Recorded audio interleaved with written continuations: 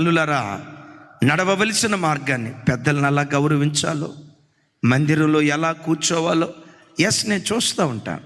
కొంతమంది పిల్లలు ఉన్నారు, మందిరానికి వచ్చి కూర్చున్నారంటే కింద ఫెవిక్విక్ కంటించారా ఏంటి అన్నట్లుగా కూర్చున్న స్థలం నుంచి కదలరు, అస్సలు కదలరు. ఒరే, ఈ చిన్న బిడ్డకి ఇంత క్రమశిక్షణ ఎట్లొచ్చిందిరా, ఇట్లా స్టికాన ఎట్లా కూర్చోగలుగుతున్నాడు రా, కూర్చున్న చోట నుంచి ఎందుకు లేవట్లేదురా. కొంతమందిని చూస్తే నాకు అనిపించేది ఏంటో తెలుసా, తల్లి నేర్పిన క్రమశిక్షణ, తల్లి నేర్పిన పద్ధతి. కొంతమంది పిల్లలు ఉంటారు, కూర్చోరా అన్న మనం కూర్చోమన్నప్పుడు కూర్చుంటాడు, ఆ తర్వాత లేచి మొత్తం చర్చ అంతా